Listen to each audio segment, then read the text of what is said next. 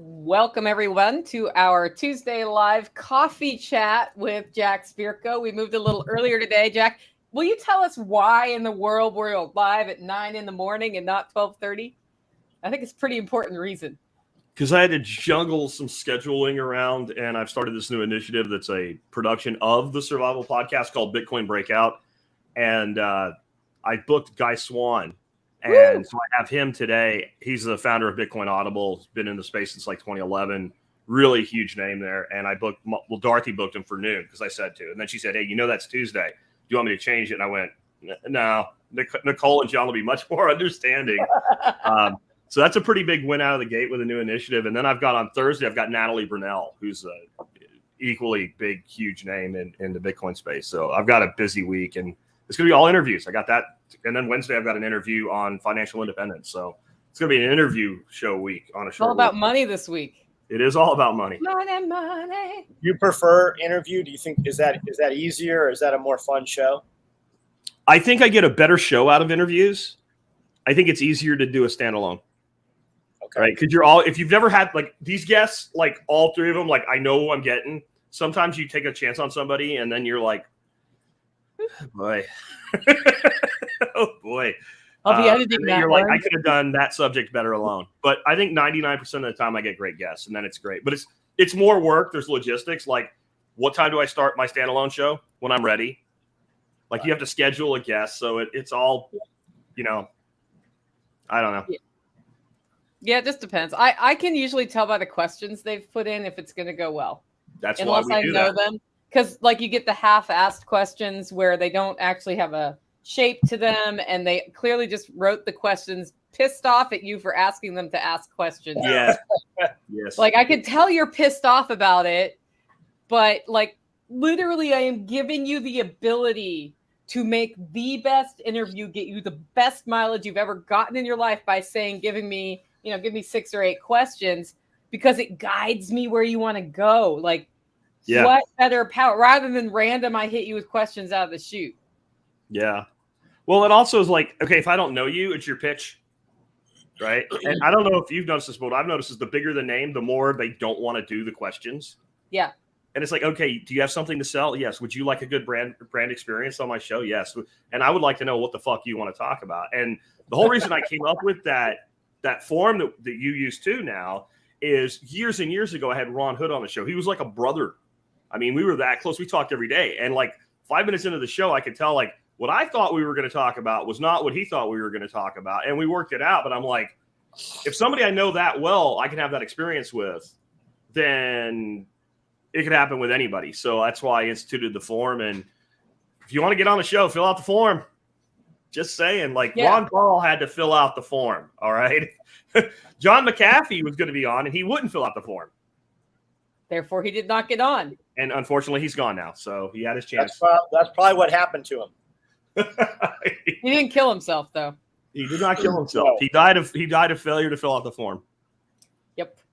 I have a crazy John McAfee story that I'll give you sometime.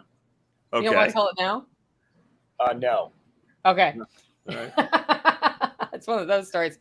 John, what's the latest news from Panic Prepper 1? I haven't even watched our last Panic Prepper 1. I couldn't even tell you. We were filming on Friday, and I'm like, I'm not feeling this. I don't think I'm doing Panic Prepper 1 anymore. So I don't think I'm doing social media. I haven't done any social media stuff really in 2 weeks, and I can't say that I've missed it. Has it missed you though? I wouldn't know, because I feel like I'm being a pussy over it. I'm kind of butthurt about it, and I don't feel that I'm getting anything in return for it. When I turn the camera on, there's tons of people there, but they're not leaving comments, or at least not that I can see. And I can do a lot of shit with 2 hours out of my day. So I don't know. I have about $6,000 every week into social media, and I don't see any return for it, none whatsoever. How do you calculate that number? Just the value of your time and then your time invested? Is that where you're getting that number? Or are you actually spending money to pay people to help you do it? That's I'm paying people. Oh no, fuck that. Yeah, and that's the real cost. And it's also the few hours out of each day with the camera and the few hours with people around and the few hours, where I'm not actually generating money. I can do SOE stuff in 2 hours and, see $10,000 immediately come from that. I do not see anything coming from video stuff. Interesting. So what you're saying is we shouldn't just put $6,000 into video production if we're getting nothing from it. Well, I mean, we were. I don't know where it went, and I don't know how to maneuver around it. Yeah. Are you getting shadow banned, do you think? Yeah. I mean, people say that all the time, but fuck yes, we're shadow banned. I mean, yeah, it's absolutely insane. People can't even comment on videos. People watching the video live, not in the chat, or are you saying comment below, like? Yeah, they can't. Or both. They physically don't have a bar to where it just goes away. Yeah.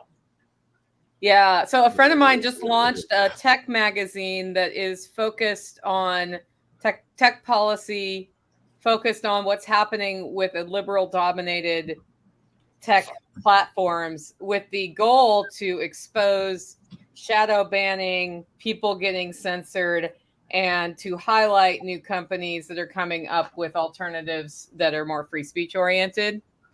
She's maybe looking for people to interview who have experienced negative outcomes of having the wrong opinion. So I should link you up. It's Sue. Actually, Sue Zoldak from my event. Cool. Yeah. She just announced that yesterday. So hopefully she'll do well with it. Yeah, that'd be awesome. Yep. And yes, everybody give John some comment love. Like right now on this live, there are 95 people. There's no reason. And some of those, I mean, it's across 3 channels, but yeah, everybody put a comment in, talk to each other, that sort of thing. Yeah. Tactical says the only weirdness like that I've seen was on John's channel. Yeah. I got unfollowed. Like I subscribed to him and I got unsubscribed. There's people that have had that happen a dozen times. Yeah. I've had that too. I had a listener send me a screen capture video, subscribe, turn on notifications, refresh, pull my channel back up. You are not subscribed to this channel. Yeah.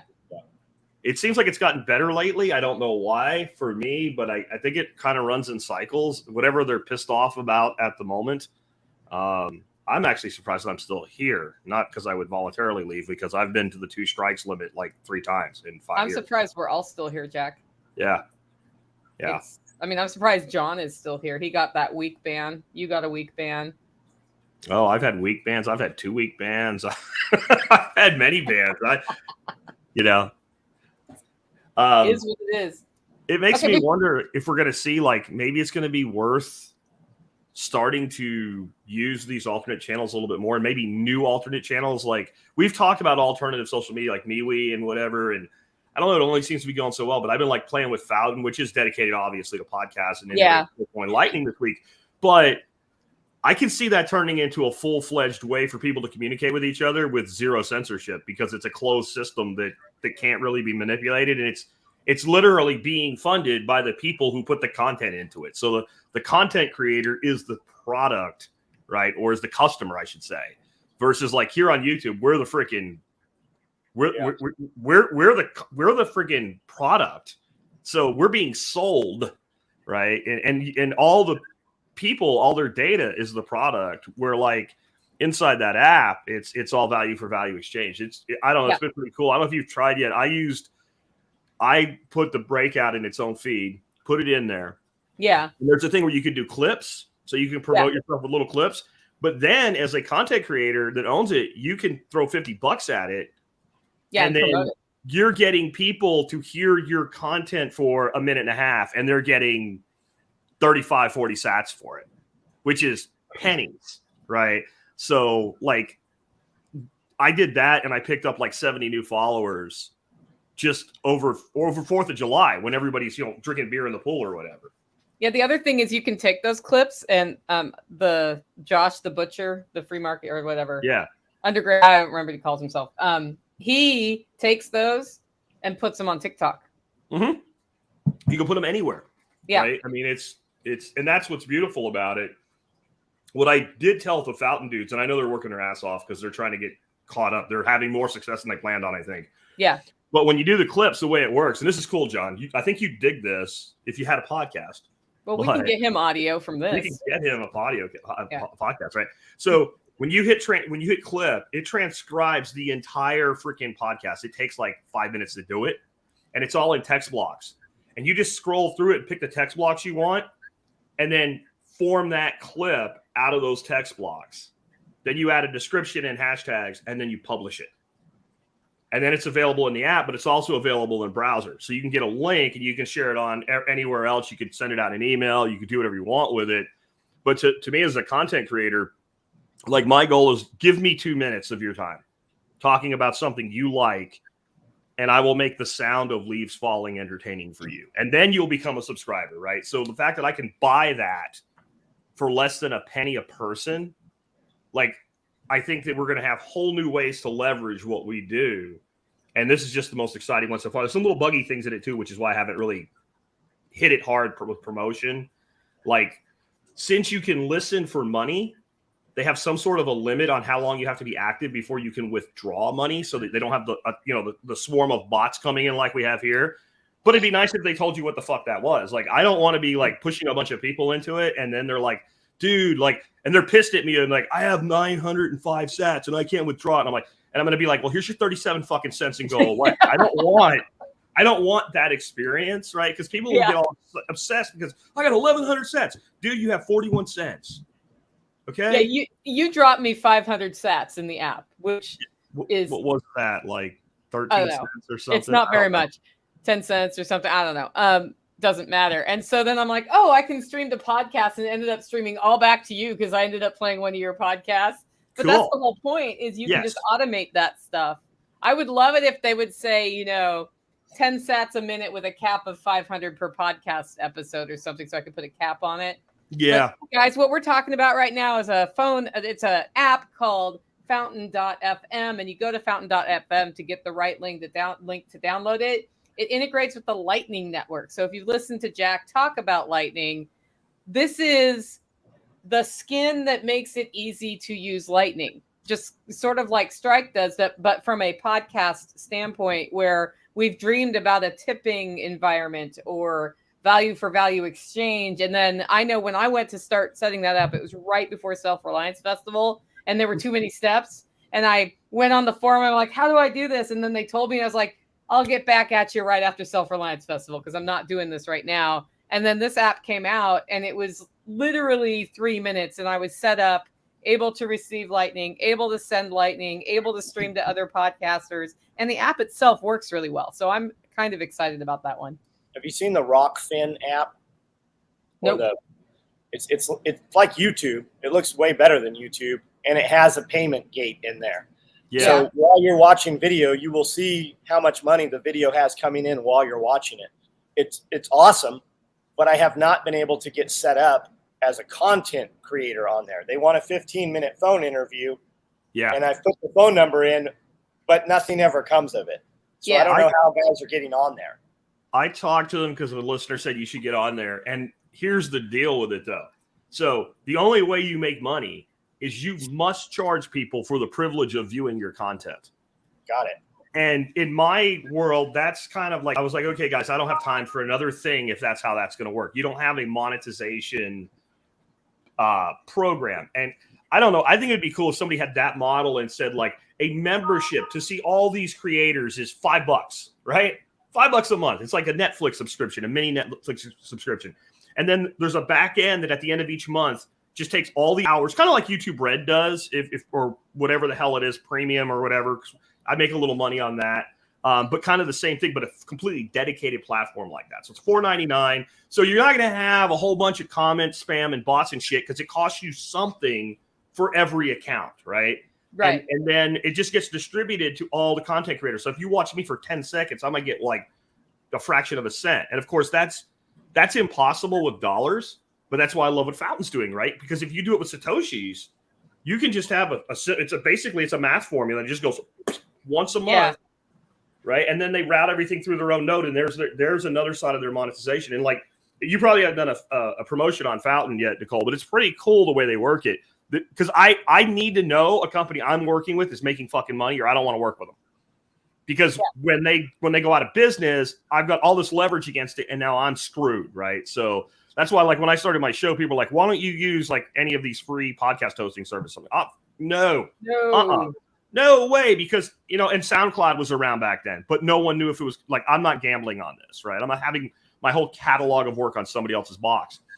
So yeah, I think we can get to a point where that type of thing works. So what they do is I put $50 in to promote a clip.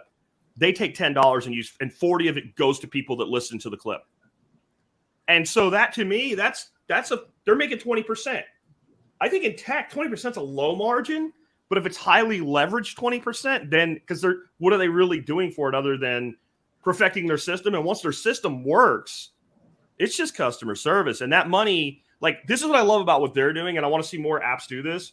We constantly talk about, whether we realize it or not, when we talk about like doing business with each other, free themselves, plan communities, all this shit, what we're actually talking about is a circular economy.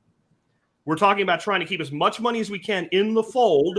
And it doesn't matter if the fold is me here in Texas and you and John in Tennessee and somebody Brian up in Washington and Joel out in Florida. As long as it's in our circular economy with as little entropy bleed out of the money as we possibly can have. That's what we're actually trying to do with all these things, whether we realize it or not. So if you can basically empower that with an app, then you can build that to do anything. And like I don't know if this is supposed to be what we're talking about today, but like we talk about whatever we want, man. There's another app that's doing really freaking cool shit called Breeze. They're also a Lightning app. They're on the value for value of podcasts, but they're like an app that can hold other people's apps, even if that app is a standalone. So you have like a mothership app. So like they have one app they've integrated called Geyser, and it does fundraising.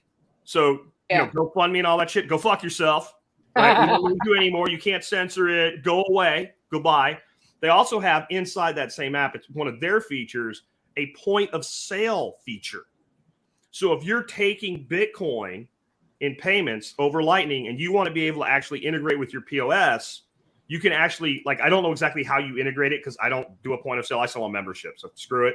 But if you're selling goods in the real world and somebody comes in and wants to pay with it, you can literally pull up, put in a SKU number and everything for it, quantity, and basically it creates a point of sale receipt for your record so you can do your shit on your end.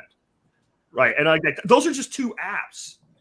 And that's how much we're doing with just two apps. Like it's finally the case that with Lightning, Bitcoin can do all the shit that everybody ever wanted it to do. And then the shit coins are just, I mean, they're losing their fucking minds because every justification for every one of them is like, I don't need you anymore. Hey, Nicole, thanks for the super chat. I don't know which channel it was on, but it does not matter. All of us appreciate it. It was to me. Yay. Thank you. Pretty sure you can super chat any channel. Just saying. Yes, you can. What's your temperature there, guys? What's our what? Heat. We're almost 100 degrees for like right the last now? several weeks. We're 90. No, we're about 90 right now. 105 yesterday. 94. I'm about 5 to 10 degrees cooler than Nashville at all times. And then you walk outside and your screens immediately fog. Everything fogs up. Yeah, glasses. I'm literally coming back inside, taking a shower, and putting on dry clothes. Yeah. Yep. It's been insane. I time my garden time either super early in the morning, so I've already done garden time this morning, or after 4:30. It's still miserably hot, but it's a whole lot less miserably hot than when the sun's beating on me. But It's been, my AC in my house is not keeping up very well. We have big news here, though. The Roasting Shack got a 22,000 BTU mini split installed this weekend. So now when I roast, it's not also 20 degrees hotter in the Roasting Shack than outside.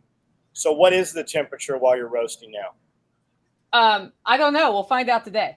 97. Like I have somebody else roasting right now. It was 120 to 130 in there on hot days. It was terrible. And I'd like roast and then run outside, and it kind of felt good outside, even though it was hot. Yeah, it was awful. Yeah, I just bought like a little miniature, high efficiency, very, very quiet window unit for my office because one, I don't hate money, so I don't like paying to cool the whole house down to where I'm comfortable. But with the way this old house is, if I actually kick the air up enough so that it's comfortable in my office, the freaking kids are freezing. Yeah. Right. So like I'm wasting money and I'm pissing them off. So I got this little remote here, and I can just adjust temperature now. I'm a much happier Jack. Happy Jack. I'm trying to do the animals just as the sun's coming up, and then usually about 6:30 I go back outside 6:30 in the evening and drag hose and add water and stuff. But the chickens, like we've gone from about 100 eggs a day to 10 to 20 eggs a day. Like they're not even. I've never seen this happen before in the summer. Yeah. Did you get any of that rain? We weren't here, but yes, we got a little bit of rain, but not enough to even fill the swales up. Yeah, we didn't. We got rain that sounded great for about an hour, and I went out and I looked, and the clay between the grass that's still alive was still cracked and bone dry. Yep, same here. So it was like a Jack Texas rain. It's awful. I haven't seen any significant water in my swales since September last year. I've got black locusts that are dying. Not just sick, dying, that I'm having to literally like run sprinklers around the property and individually water sections like on life support. We have trees in our forest behind us that belongs to the neighbor. Those trees are 30, 40 years old, and they're looking like if we don't get rain in the next few months, we're going to have trees that are 30 years old dying. Yeah. Like there's a creek that I fish occasionally for stock for my backyard ponds. It's about 6 miles north of me. I stopped by it the other day when I ran by the store. It's not running. It's not dry, but it's not running. So there's like pockets of holes, and I really need to go up there and harvest some fish because, like, they're gonna die. They're gonna die. Like, I mean, I have never seen anything like this. Yay! Yeah. I've got hundreds of poplar and willow trees. Luckily, they're all on swales, so I can water them all within about 20 minutes. But I've got another 300 sitting here in boxes. And I've got another 100 out in the kitchen that are growing, just sitting there bare root. But it's not even worth putting them in. Like maybe we can wean them through and just keep spraying them with water, and they'll kind of grow in the bags. Yeah. But if we put them out there, it's going to toast them. What I like about what you did, what I saw when I was up there, is the way you have that fodder section. It literally is like you could put one freaking whirlybird, and you can water the whole fucking thing. And that like seems the crazy density to plant something like hybrid poplar or willow because they can be such big trees. But as a fodder system, it's freaking great. And then so what you've done now, you create apocalypse-proof feed, right? Because with that giant-ass lake, you could conceivably run a line and have a solar pump. Yep. And you could irrigate from that pond, right? I mean, yeah, we absolutely can. We actually pump water uphill so that we can move it downhill should we need to. Yeah. The beauty of that system is you drop a hose in the first swale and it'll just overflow and cascade and fill them all. My problem is I forget to turn the damn hose off. So man, I can't, I'll bet my water bill is going to be an extra $1,000 this coming payment cycle because I've left the hose on twice. I bought these boxes, so I just turn the knob and it'll cut out at 15 minutes or 30 minutes now. So I've kind of so that's what I just put in there. Orbit makes a little mechanical timer, and you just I had to get those because I'm way worse. Like, fortunately, I don't pay for my water because I have a well. But I've had Dorothy will be like, "Why are all the ducks over there all happy?" I'm like, "Oh no." So I turned that on last night. It's 8 o'clock in the morning, and I've literally at least that shit will grow now, I guess. So will the gravel. I laughed so hard when John said that because literally yesterday I'm topping the aquaponics system. Tactical walks in. He's like, "Why do you have the hose in the ebb and flow bed?" I was like, "Oh no, it's gonna overflow." He's like, "Oh no, it already overflowed." We're past that, right? I've had because I leave the hoses on, right? I'll just kind of I have a cutoff valve between them. I'll run 100-foot sections. So I'll just cut the section off I need and use quick fits so I don't have to pull 300 feet of hose. My fittings are failing this year. I'm having I have coming off of a frost-free faucet, I've got a Y with springs. So when I pull on them, I don't torque them. I've had 2 of those things actually fail while the thing's on. So, I mean, you've got hours of water just running where those fittings have literally just failed. I've never seen it happen before. Yeah, I have a lot of fitting failure too. My water's really freaking hard. So I have any place where I use fittings like that, they're not that expensive. Once a year, I just freaking replace them. And what I do though is I take the old ones, and it's probably time to clean this bucket out. I throw them if they're not broke. I throw them in a bucket as a backup. I Like have whenever dozens.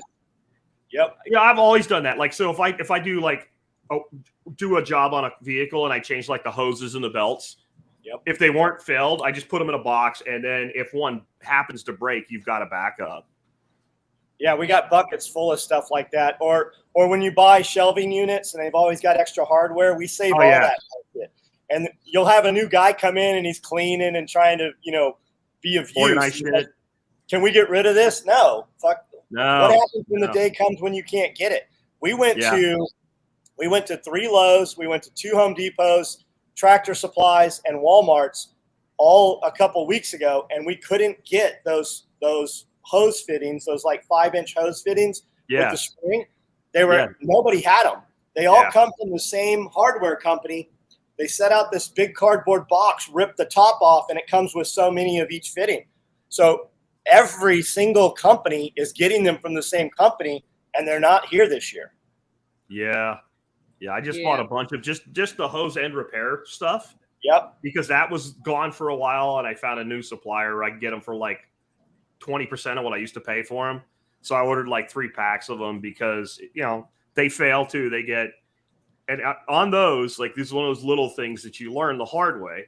Because the problem with learning from experience is life gives you the test before it gives you the lesson, right? That's so the ones that have a little like hose clamp and you tighten it, they work great.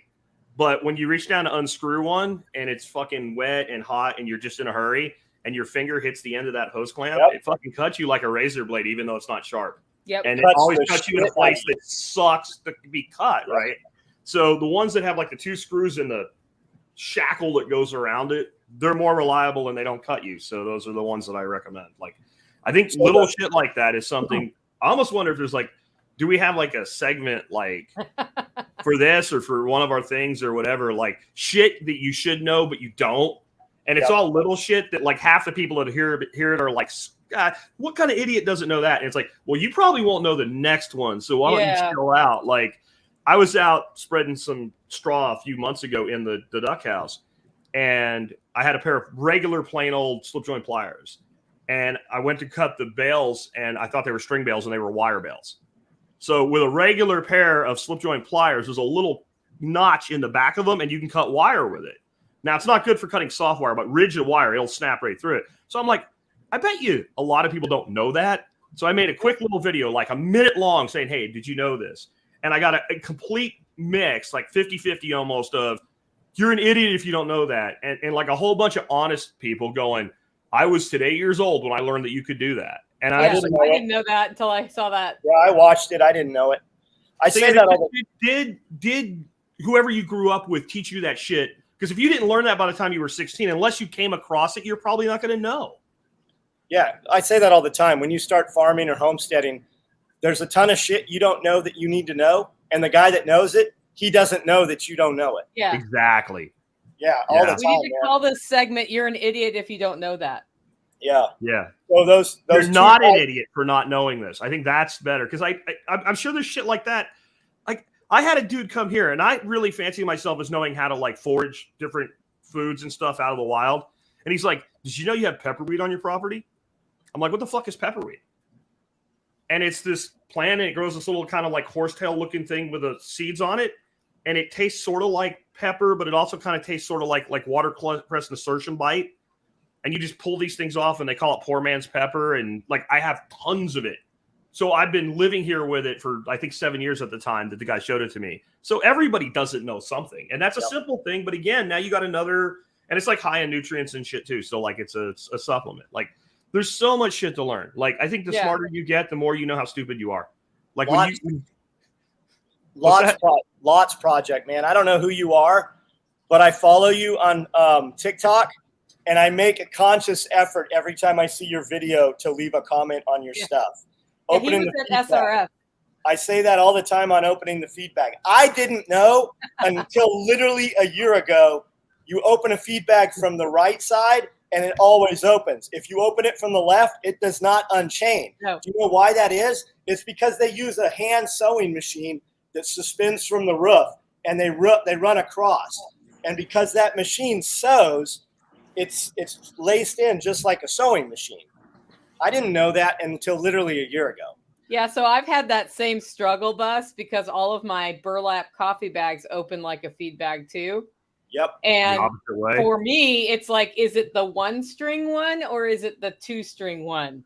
And then if it's the 2-string one, it's like 10 minutes while I figure out which stupid string to pull. And then you don't want to cut them because you want to be able to use those burlap sacks. Yeah, once you cut the string itself, you're cutting all the way through the string, and you're getting little bits. It all comes on. Then you can make ghillie suits out of it. Yeah, for sure. And then I saw the thing about the hose fittings. Right, I use 3/4 inch hose. I want to move water a 1/4 mile away on the property. When you buy a 3/4 inch hose, it's impossible to find a 3/4 inch adapter to repair it with. So you've now taken your 3/4 inch hoses and turned them all into 5/8. They're all stepped down, every one of them. And then dragging hoses with those repairs. I got a velociraptor out here, and his favorite thing to do is eat hoses. I have a 100-foot hose with like 10. The guys put it all back together. So I've got like 10 adapters. The hose clamp ones cut the shit out of you. That's what's going to kill me in the apocalypse is the infection. Infection from a hose clamp. The big ones that are smooth, though, when you're dragging them, they catch on everything. Yes, they do. If you have to come around a corner. I actually had one pull apart this week. Yeah, I would say I actually, for the couplers, since you don't fuck around with them, I use the old style ones with the clamp because I'm not worried about it there. Yes. It's where it's by the fitting. Because that's when you always get cut. You go to unscrew it or screw it on, and I don't know, man. You just touch it, it cuts into you like an empty knife, man. It's just Yep. And I got a question. Your fingers. Ugh.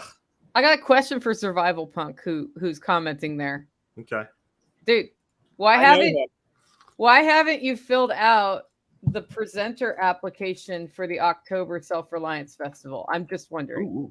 I know that, dude. Where the fuck have you been, man? I hope that you're living life on your terms, man. Where the fuck? I'm just saying that there's the link because we're making decisions this week. Yeah, I like that dude, man. I used to run into him in Nashville. I would go out of my way to say hi to him when we were in town. Yeah. I'm pretty sure he was to my place in Arkansas, if he's who I think he is. I don't know if I've met him or not, but I've emailed with him before. I think he was on your show. He used to work for Walmart. Yeah. Okay. If that's who he is, then it's him. That's what I'm thinking it is. James. Wouldn't he make a great presenter his own forum and everything? Festival? Yeah. Oh, heat shrink over hose. I like it. Good idea. That's a great idea because it always kind of drips there when I repair it. Just a little bit. I'm more thinking what John's saying, though, because when you're dragging it, it catches shit. Like in my aviary, I got cross joints and I had a baby. How's your body? Have you recovered from the baby?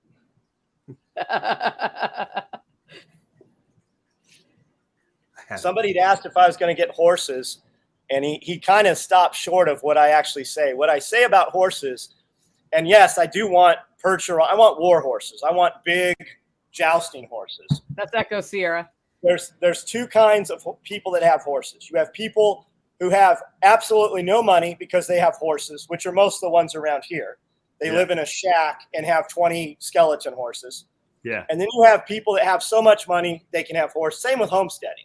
You have people that live in poverty because they homestead, and you have people that have so much money that they can have a badass homestead. So I want to be on that later version of that, right? I want to have so much money.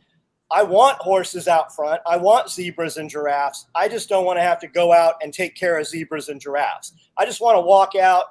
I want a greenhouse so big that I can grow coffee and bananas and have parrots free flight in the greenhouse. But the truth is, I'm going to have that, but I'm only going to visit it twice a year. I'm going to see it every day when I drive up to the property, but I'm not going to sit in the hot ass greenhouse. I want to have people that are curators.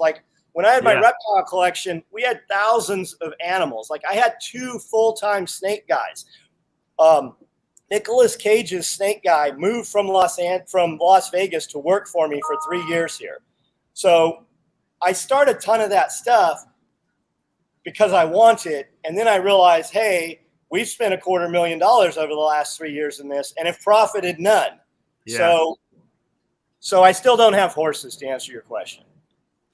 So, follow-up question to the horse question, since we're on that topic. Any good uses for horse manure? Because no discussion with Jack Spirko and John Willis would be complete if we do not discuss poop. Go. Yeah. Like Nicole said something that's stuck with me for the last 2 weeks. She's like, I handle all this shit. Like, you need a shirt that says that with your hands with like shit on them, different types of shit. Horse manure. Would I use it? Yeah, I use a ton of shit people say not to use. Like, this whole property, all the soil was built off of road abatement, cut down where they've sprayed and stuff. Over years, it will absorb and it will pull the toxins out of the soil and stuff. I know that a lot of straw and hay has a spray on it. And I know that a lot of times when animals eat that, it passes through. So when you go to grow in it, shit won't grow because it has an herbicide, even though it was given to animals. Now, I guess the question is, how fast do you have to grow? Because I've got shit growing everywhere here. And when we stepped on this property 7 years ago, it was rock. I mean, it was a gravel pit. So everything's doable. How fast do you want to do it? And also keep in mind, I think we get stuck on a ton of shit as an excuse not to act. Well, This isn't the best, so they just don't ever do it. They like to have the conversation. They don't want to get hot, sweaty, and dirty and just do it. I think if you composted, a lot of these concerns go away. I think Paul Wheaton has done a great service to humanity, but he has completely created people totally freaked out about everything, everywhere, unless they did it themselves, which most people don't have the things to do it themselves with. So to me, horse manure is a giant rabbit turd. It's compositionally about the same thing. Imagine where Paul's place would be right now if they could use plastic. Or plywood. Yeah, or even plywood. I didn't even know the plywood. Yeah, you can't use plywood. You can't use dimensional lumber from Home Depot. You can't use pressure treated wood. Like, I mean, that's fine if that's what he wants to do, but Jeff Lawton, who I trust Jeff Lawton's composting advice probably more than anybody else in the world. He says if you bring the total organic matter in your system, so not the compost is obviously huge organic matter, but if you bring the total organic matter up in the place you're growing to more than 3% organic matter, pretty much every toxin you can come up with is locked up and bound up in the carbon cycle. And if we can't fix fucked up shit, to be blunt, we're fucked anyway. Right? Yeah. Now, I wouldn't, like, if you know somebody that has horses and you're like, well, what do you feed your horse? And they feed all hay, and they know it's hay from a source that's every day sprayed with Grazon, I wouldn't want their manure. But if you have somebody that, like, feeds hay when the grass is not doing well and the horse is mostly graze, that's where, then get it from that, and then don't sweat all this other thing. Now, I do have a good use for it and cow shit that I would have never thought of until this weekend. So apparently the farmers in Holland and Germany are pissed because of restrictions on how much nitrogen they can use. So they took literal shit tons of manure, and they blocked the roads in between Germany and Holland to shut down commerce because they're like, we can't grow what you want us to grow for you with these new environmental restrictions. So here you go. And there was videos of, like, and I mean big front end loaders unloading back of flatbed lowboys and dumping mountains of shit in the middle of the road. Like in France. Did you see them with the manure spreader? Yeah. Loading the buildings and shit? Yeah. Piss your farmers off. Go ahead. It makes about as much sense to piss off a farmer as it does a waitress or a bartender that's going to go get your shit without you seeing them do it. Yeah, we need some of that. Like, go ahead. We need some of that in the States. Yeah. Well, I can share a real horse manure story from early years in the holler where I had a garden and didn't have access to any of the great rabbit poop I have now. A friend of mine had a horse. I got a truckload of horse manure, put it straight on the garden without composting. It did not kill a single plant that way because it was too hot. But I got the weirdest damn weeds because the reason you want to, it's hot and it might kill your plants, I guess. But if you don't compost it, you don't kill those seeds and you get everything that horse ate that passed through its system. And so I created a bad weed problem for myself by not composting it first. But it makes great fertility additive to your soil if you compost it first. That would be my thought on horse manure. If you ever want to do a compost show, Jack, you have access. You might not realize it, Billy Bond and William from Permapasture's farm. You met them here. Yeah. William lived for 6 months with Jeff Lawton. That was his protege. And like, those guys are the compost masters, man. And he went to Australia for 6 months with Jeff Lawton. Billy's going to be on the show within the next few weeks. Good. It's awesome. 5 weeks out. I don't know, wherever Dorothy booked him, but I booked him as soon as I met him. And we at least tentatively have an agreement that he's going to come to my workshop in November. So those guys, you know, when you meet somebody, you've been doing something and you're going down this course for 10 years, and then you meet somebody and you just mesh, and then you find yourself thinking when you do things, how would Billy do it? What would William think about this, right? When you have somebody that's not even present and they're in your mind, you know you've met the right person, right? You know that there's something there. Yep. Billy and I figured out we hung out in the same bar together. Yeah, and I was there. We know what each other looked like back then, and we're not sure, but we're pretty sure that we were like, we literally drank a beer together at some point in our past. I think I'd like to introduce you to people like that, Jack. Yeah. Yeah, I appreciate it. That was good. I'm actually thinking this year I'm going to take a little bit different approach with my workshop. I think I'm going to give presenters, there'll be less presenters, less topics, longer time. Nick, I'm going to have present on basically independence from the feed store. Yeah. And I'm going to give him a 2-hour block to do that. And I'm thinking if as long as Billy and I can work out the time frame right, I'm going to give him like 2 hours on his shit and make it more intensive on individual things and try to up the quality of the material. Because both of those guys are freaking fantastic. Nick was just here for another weekend. He had consults all over around me, so we put him up in Nicole's room. I get to steal 20 minutes of Nick's time because anytime he's in town, he wants to stay here. Yeah. So I'm like, absolutely, you can stay here. And then I have to make sure I know what his schedule is so that I can snap. Hey, come look at this for a minute. 10 minutes here and 10 minutes here. But that's how that fodder system happened. He happened to be here. And I said, hey, Nick's going to be here. Bob Lester came here to drive the tractor. And Nick was here for 5 minutes. And then 6 weeks later, he sees it. He's like, yeah, that's perfect. So we just got lucky that he needs to stay here. Yeah. Well, and I get questions all the time. Do you have somebody you can recommend as a permaculture consultant? And I'm in whatever state that's far away from Louisiana. And I'm like, you're just not going to get a different answer because everybody I've referred to that actually takes work has made my people who I've referred to them unhappy. I have some other people I would recommend, but they're not taking design work. I'd recommend Ben Falk. He's not taking design work. I'd recommend Bill Wilson at Midwest Permaculture. He's not really taking design work, right? And people that are taking work right now are busy, and people that are good are really busy. And he's that are good. The price went up. Yeah. I mean, Mark Shepard's great, and he'll do design work, but he's not for our people, generally speaking. Maybe Ken Berry, maybe. Like Mark's wanting to design, you want 500 acres if you're bringing Mark Shepard in. You want a true agricultural concern the permaculture way, or I'd say at least 100 acres. Like people that are like, I want to build up my homestead for my family and my 2 neighbors. Like you're buying a Ferrari instead of a Corvette. Like that's what you're doing there. Grazon, that's what I was talking about, John. Yeah. That's the chemical. Yeah. That's the worst. Paul's right about that. But again, how much? The guy that grazes his horses and very occasionally feeds hay because he has to, I'm not worried. I don't give a shit what's in it.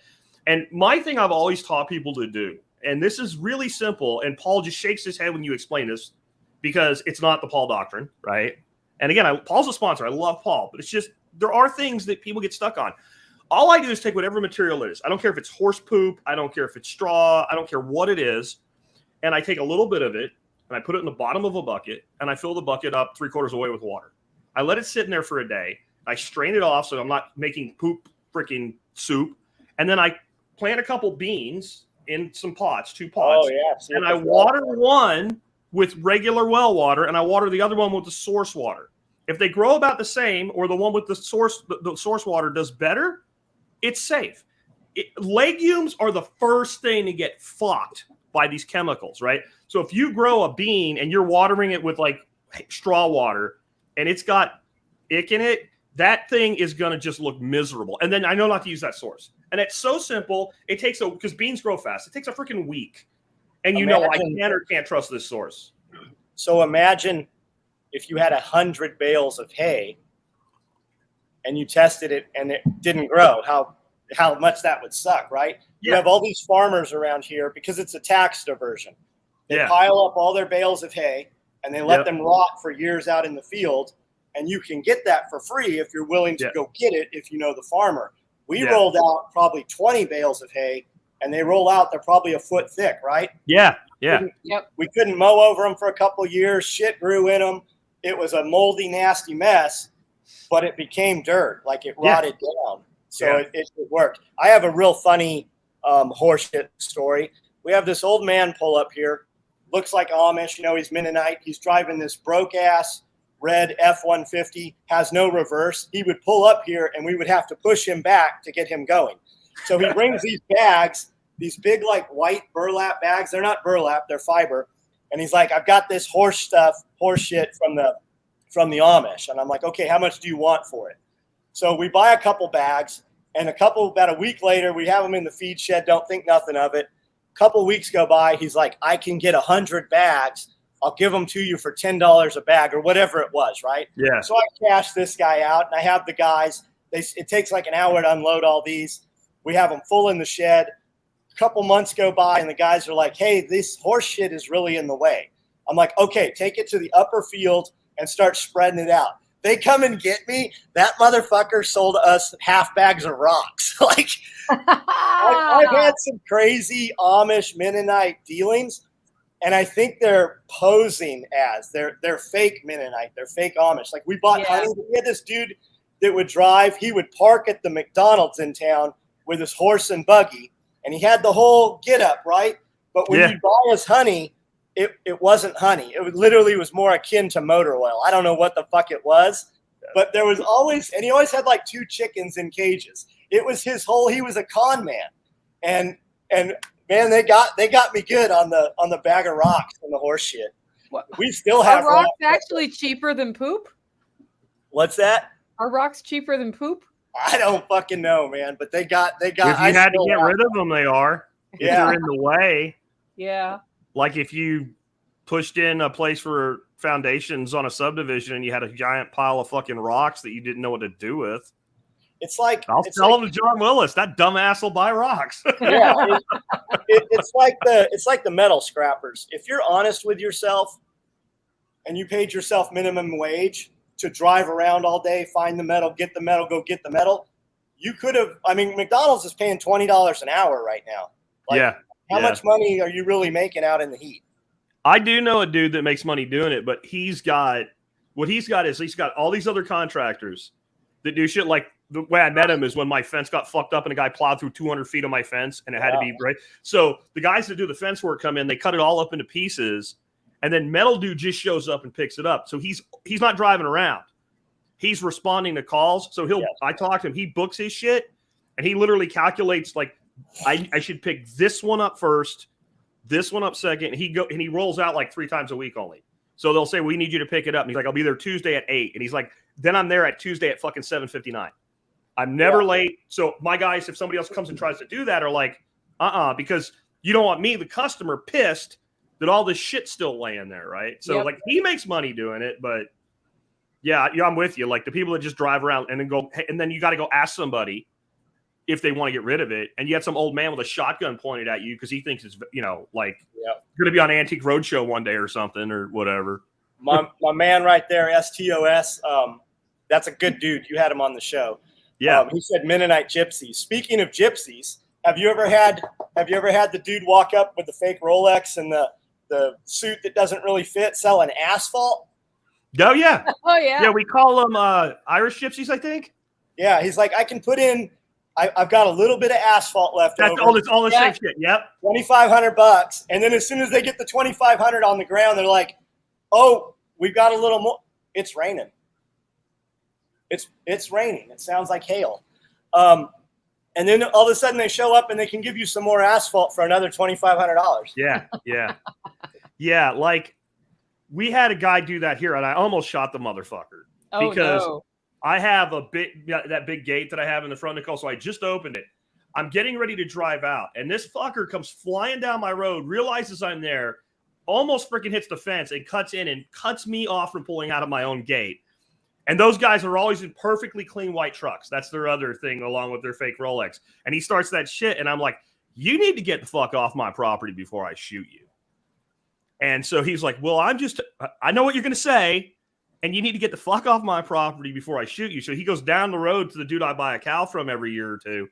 And like he's sniffing around down there. And I ended up chasing him down the road and taking pictures of his fucking plates and shit, just so he knew that I had done that. So he'd go somewhere else. But he was basically scouting the whole neighborhood. Like, that's a scam. Yeah. I think they call them Irish gypsies. I'm not sure. It's always $2,500. It's always. Always. Oh, no, but they'll make you a deal if you're like, I don't have $2,500. Well, how about $900? Yeah. That's got a little left over. That's all. I got a little left over. Hey, we got some more left over. Do you want me to cover that? Get the fuck out. Somebody said rocks are a resource. So we originally had the kids out picking rocks up, and we would take them and put them in the dumpster and all kinds of shit. And now I need rocks all the time. If you have animals, they're constantly digging, and you use rocks to keep them in their pens. Especially those ducks, man, the ducks they will work their way out of everything other than a rock. Yep. Okay, before we went live, we talked about how do you approach a content creator to, I don't know, get an interview on their show or do something. Jack, how do you do this? Let's start off with what you don't do. Vague. You don't be vague, but here's what you really don't do. You don't put, dear influencer, I really respect the value of your time, period, enter 900 paragraphs of your life story. Don't do that. Because I said before when we were off air, like, if I probably won't remember you if you do that, I just delete your shit. But if I ever meet you after you did that to me, I'm going to punch you in the face.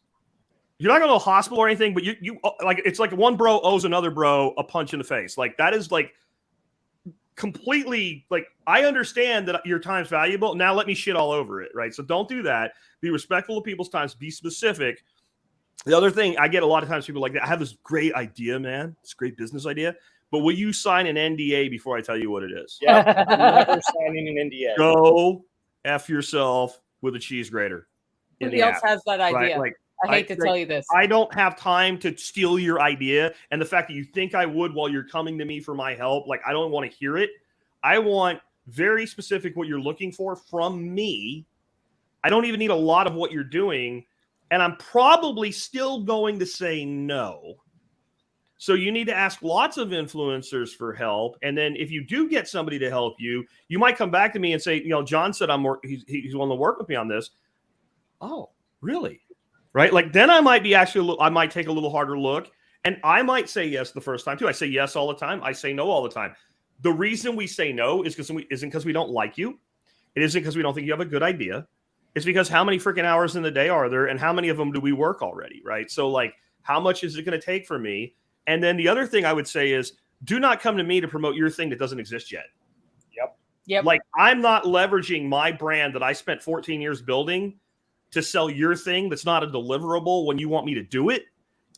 You better have some people that are already buying using whatever your thing, if there's a thing involved. If there's a legitimate, like, when I do this for you, people are going to buy into it in some way, and if it fails, it's going to hurt me. I'm not going to do that. I did it early because I wanted to help everybody. I am very stringent on that now. Like, mine is I don't like you. Not really, but I fast won't like you. 3 bullet points, and only if you can't do it in 2. Tell me what the fuck you want, and tell me why I want to do it, right? We get hit up all the time on the NDA thing, and when I'm like, no, we're never signing an NDA, and they tell you anyways, 9 out of 10 times, I've got it already sitting in a bag. We already built it. Will you do this thing? No, nobody wants it. Well, what do you mean? Well, 35 years in business, it doesn't exist still. That's because nobody fucking wants it. And then the other one is, hey, I really love your stuff. Really? What do you love? Because I don't recognize your name. Where have we interacted, right? Yeah. Where are the videos? Oh, hey, can I test this thing? You have 500 subscribers on your YouTube channel. I've been in business 35 years. If you want to do some testing, buy some shit, make an awesome video. And if the video is awesome, I will share your link, which is going to expose you to over 1 million eyeballs. I'm going to do more. You're going to get more business just reviewing my product and being able to put my company name in your video than anything else you've done thus far. So, and then when you tell them no, like, just keep in mind, we all talk. When you fire back with some pitty little bullshit, you have literally just locked yourself out of the entire fucking industry forever. Yeah. Ever. Yeah. And how many times just the three of us have we been like talking about something like, oh, I know that motherfucker. And like, it's like, you're dead. You're dead. Not dead to me. You're dead to everybody that we talk to like this. Yeah. Every now and then I'll have somebody that I know. It's like, I want to be on Jack's show, and I'll hit Jack up. I'm like, hey, this is a good motherfucker. Like, I know him in real life.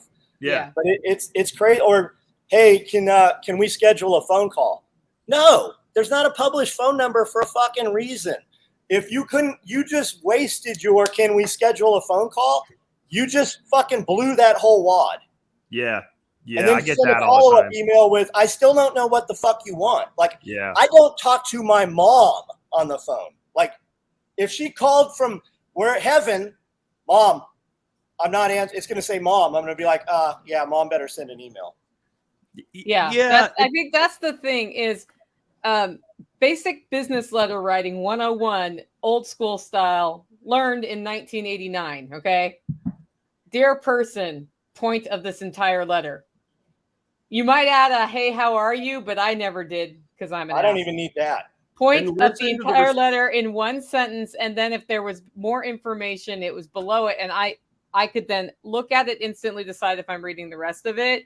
I literally want that treatment in email. And I know that people who listen to us, like, we're talking to you on our podcast and you're like talking back to us in your heads a little bit. So you feel like you've already had a conversation with me or with Jack or with John about the thing you want to talk to us about, but you haven't. And so just like really clear first sentence gets you a lot further. And I'm saying this, there are a couple people listening to this who feel targeted now. And you kind of are, because more than one of you have emailed me in the last week. And I have no hard feelings. Like, I'm not going to punch you in the face, but I need to know your point, or I don't know if I can help you. Like, I'm writing for a guy once a week for free right now who asks a prepper question, because when he reached out to me, he asked me to do it up front and then told me how why it mattered to me. And then he told me what was required.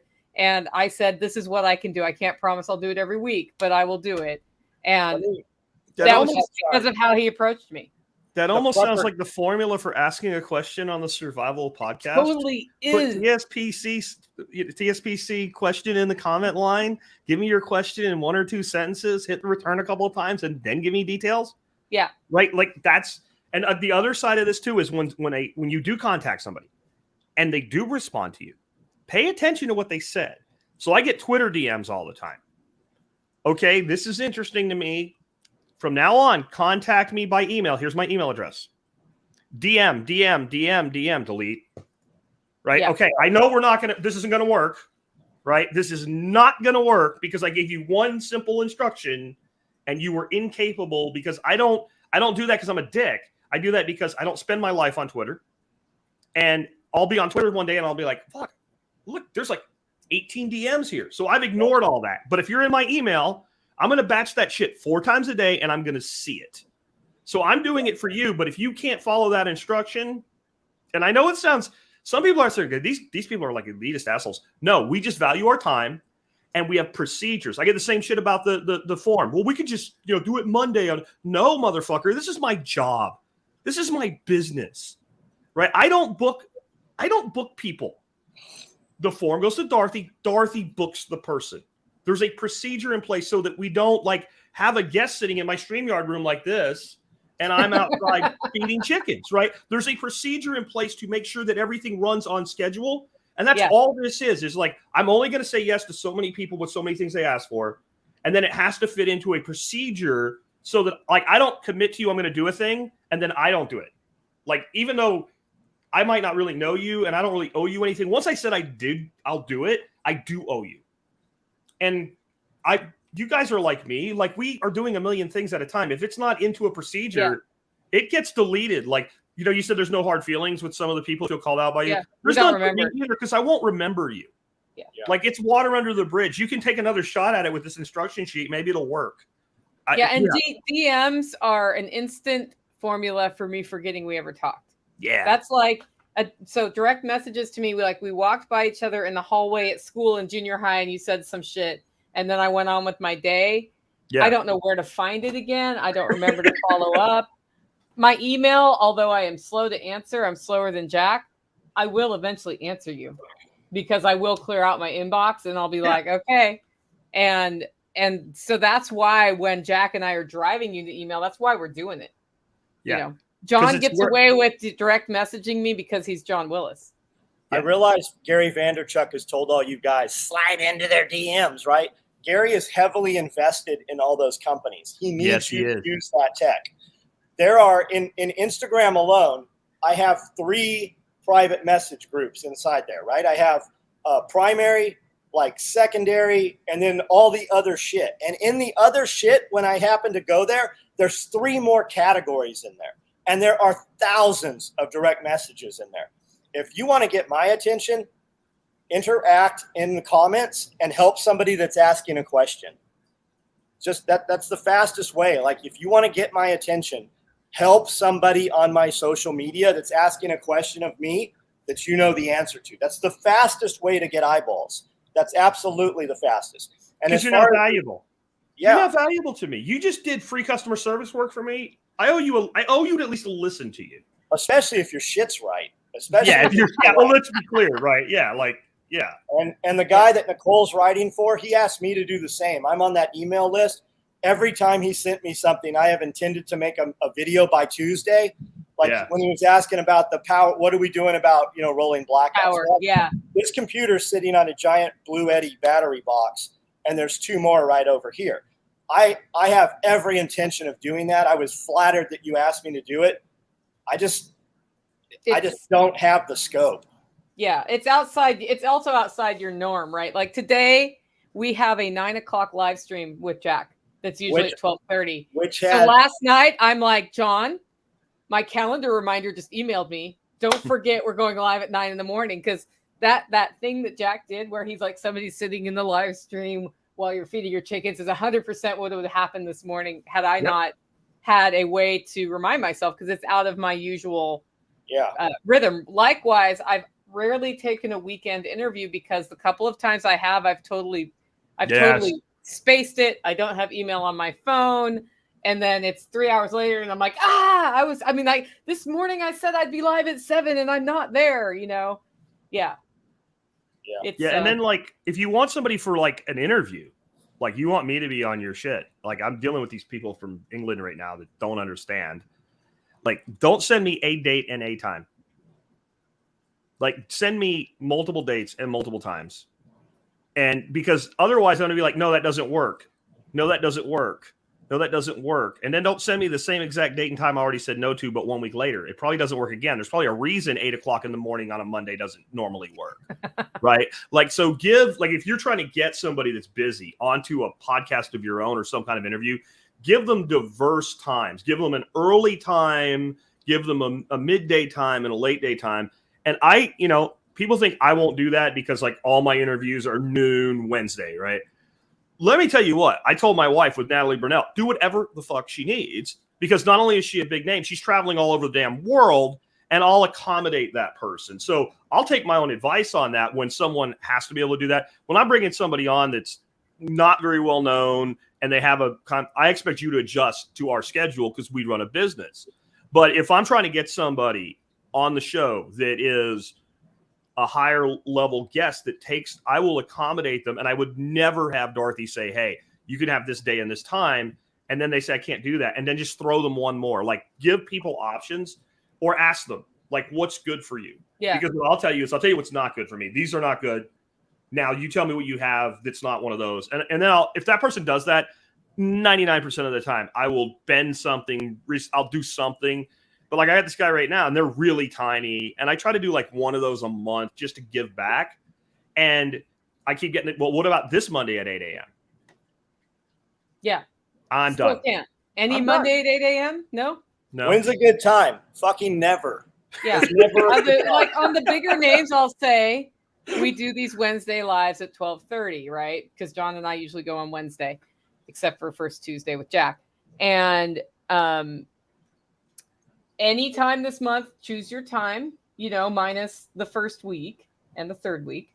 But if that time doesn't work, just tell me what time of day and day of the week will work for you. And then I just have to, shovel it. Yeah. But that's, it's better if people can, who are maybe less well-known can make it work. Like the first time I was on Jack's show and Dorothy said, can you do this date at this time? I said, yes. And I canceled everything that day.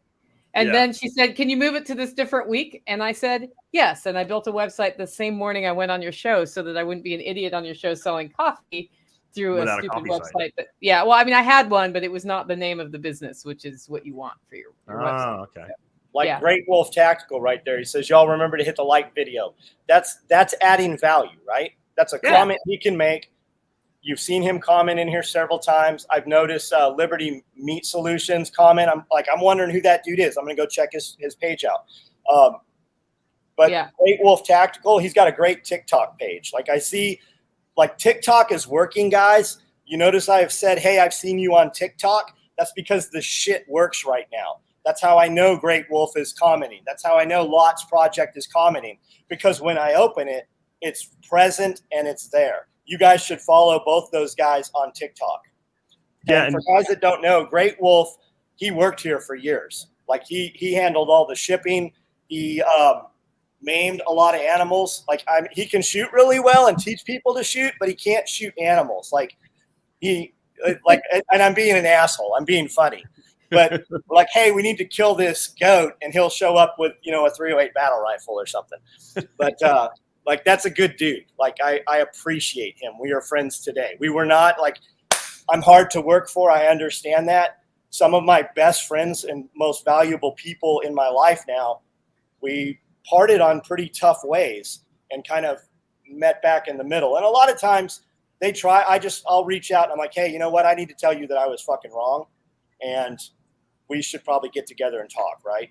And we just grow, and we grow in a little bit different directions, and we both, I matured, and, that dude's of value to me. I just want to put that out there. And you were talking about how somebody can get into your orbit by helping one of your people in the comments. That's one way. Another way is by sharing the content. So I don't know. It doesn't bother me. I don't get it when I put something out and it gets 119 likes and it gets two retweets or 2 forwards or 2 shares, right? The likes are cool and all. I'm glad you liked it, but it doesn't really help me, right? But when you share my stuff, and I think a lot of times people are like, but I only have 10 people following me. Okay, so let's take 10 times 100. Now you just gave me 1,000 more exposures. You're part of that. And I don't notice who likes my shit, right? But I notice the people that retweet or share or whatever it's called on whatever platform. I notice that. Yeah, that's the one thing on TikTok. Is there a way to share actually on TikTok somebody else's stuff, John? Because that's the thing where I'm I don't know. Yes. Okay. I haven't figured out how to do that. Okay, I will figure out. Yeah, it's there. I've shared yours. Yeah, I can share it from TikTok to another platform. You can. I want to share it in TikTok. Type that question into YouTube. Yeah, and YouTube will teach me how to find it on TikTok. But YouTube is the new everything, right? YouTube is technical support. Yeah. Yeah. John just told me to go to YouTube University. If you ask one of us for help and we give you help and you don't use it, even something like that. So I had a dude email me and he's like, I want to withdraw my Bitcoin from whatever the fuck it was, Cash App or something, which I don't even really recommend. But I'm like, I think you can do that. So I Googled it and there it is. Exactly how to withdraw your Bitcoin to a Bitcoin wallet from Cash App. And I emailed it back to him. Here's a link. It's this is what you do. He emails me back and says, I think I'll just wait until I can sell it and then move it out as cash. Yeah. You're on the do not reply list. You're not blocked, but you're on the do not, I'm not going to help you now because you literally didn't read what I sent you. You asked me for my help. I gave you my help and you didn't even read it because you wouldn't send that back if you did. Don't Don't do that to us. We don't have to, like, don't think that we answer every email like that. Like, I get people a lot of times, I think because I do, like, if it's a simple answer, I'll throw an answer back at them. I can't do it all the time. Yeah. I do it as much as I can. I try to get, if I get 30 or 40 of those out a day, where I took 30 seconds of my time, that's 20 to 30 minutes of my time dedicated to answering shit that could have been answered with a Google search. And I'll do it here and there because I want to build that relationship. But man, the person that you give the answer to, and they're like, but I want a different answer. Yeah. So Liberty Meat Solutions is talking about, so what he's talking about, Nicole, is you can take my video and split the screen and have a reply to it. So you can actually have a two-way conversation on there, and it just draws tons of eyeballs. And when you do that, it exposes their audience to your video as well. Okay. The thing, so you guys are going to suck me into this TikTok thing. I have not set up an account there. Everybody says it works. It's like it's another freaking thing to do, though. It's another thing to do. And I specialize in long form content. So I don't know, man. Like, so TikTok, you need an assistant, Jack. TikTok, that? And that's another thing a lot of people don't realize. When you're talking to bigger accounts, you're not talking to the person. Like they have companies that actually, you'll do 20 pieces of content in a day, and they'll trickle them out over a week. People don't realize. And the guy that does that, that's $1,000 a week job. Like a content manager, you're entry level.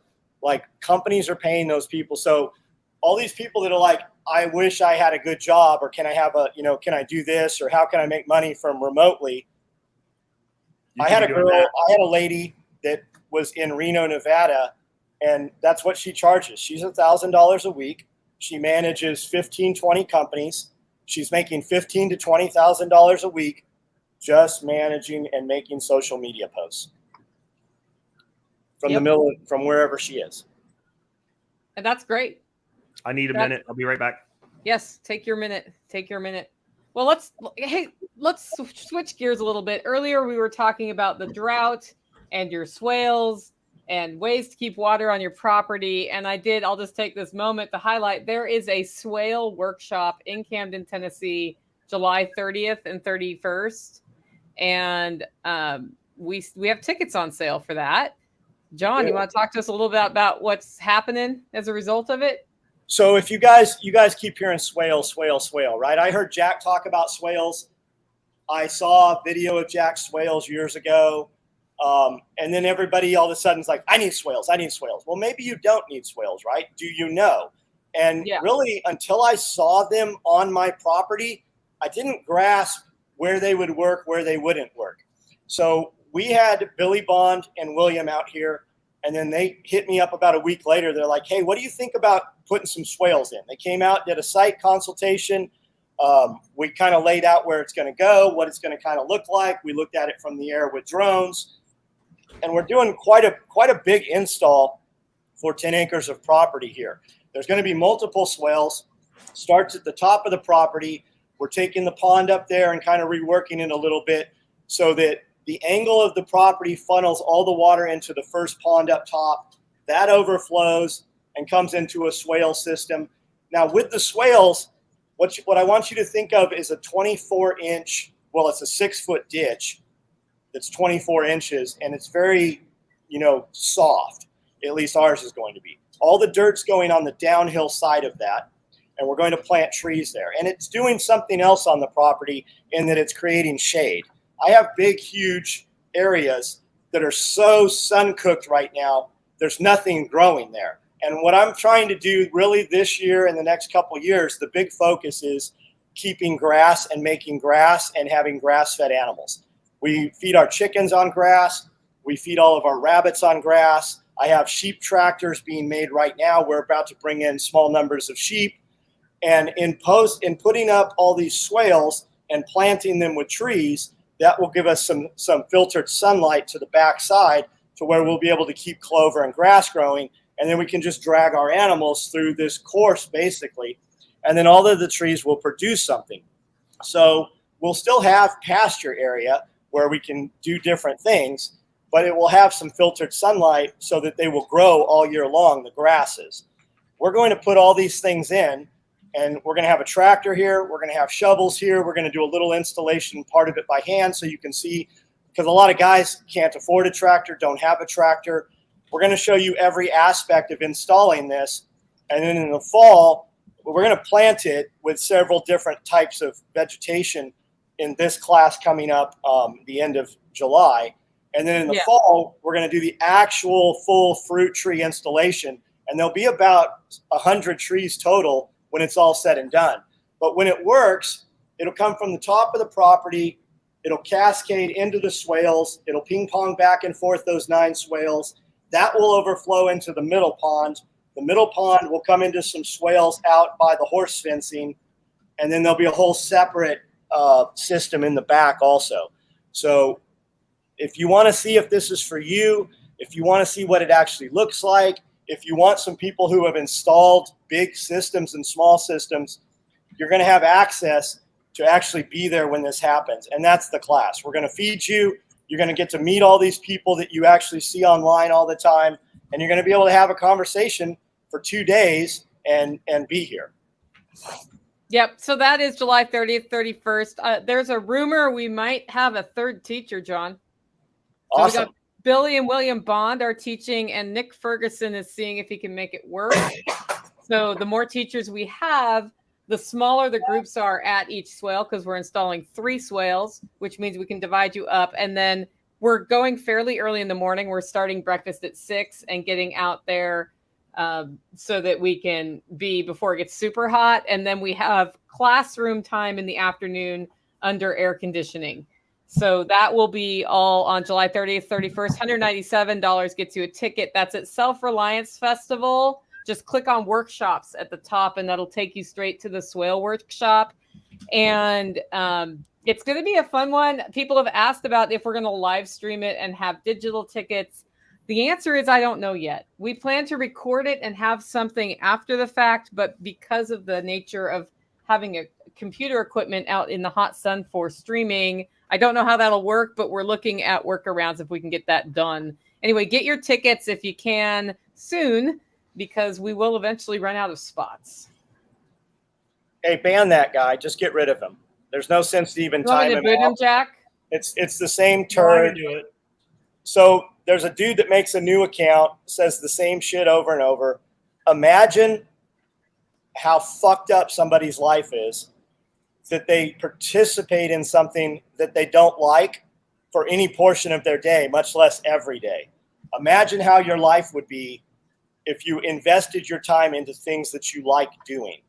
Hey, why don't I make a coupon code, homesteading, and right now we will give 10% off on the swale workshop with the coupon code homesteading in honor of that dude. Awesome. I'll do it right now. Monetize those trolls. Yeah. So this is the guy who was in the comments saying that, you know, basically if you're homesteading, it's not a solution. Yep. Which is bullshit. Because the government knows who you are, Jack, and they can come take all of your chickens. It's the same mindset of you shouldn't own property because you have to pay property tax. What that is, and you hear that a lot in this community. Poverty consciousness excuse. Poverty mindset. That's exactly. Yep. I don't want to work hard, so I'm going to use the excuse of I have to pay taxes so I don't own it, so I'm going to continue to own nothing. And when you step back and look at their life, if you ran into them at a grocery store, they're only shopping in the inside of the grocery store. Yes. It's the they're buying ramen and rice. Mountain Dew and Hot Pockets. Yeah. Ramen, rice, Mountain Dew, and Hot Pockets. You know, here's my response to those 2 things is, first of all, you have to live somewhere. So I can be your landlord and you can pay my property taxes. Or you can live on your own property and pay your own property. But either way, there's no such thing that you're not going to pay property taxes. The guy that's boondocking in an RV, you know what? If you're that dedicated, I'll give you props for that shit, right? Otherwise, you live in an apartment, you rent a house, whatever. You're paying. You do you think I'm going to pay your property taxes for you? Are you an idiot? And the answer is yes, you are. But the other side of it is I effectively pay no property taxes. And the way I effectively pay no property taxes, I run my business out of my house. I have a really good accountant. She runs a formula that figures out what the square footage of the house we use is for the business. And by the time it's over with, I'm pulling enough out of my income taxes that it covers my property taxes. So I look at that as effectively, I would have to rent an office to do what I do here, which I've done before and I didn't really care for it, I would have that expense plus my home expense. So I'm down to a zero sum on property taxes. And my taxes are high.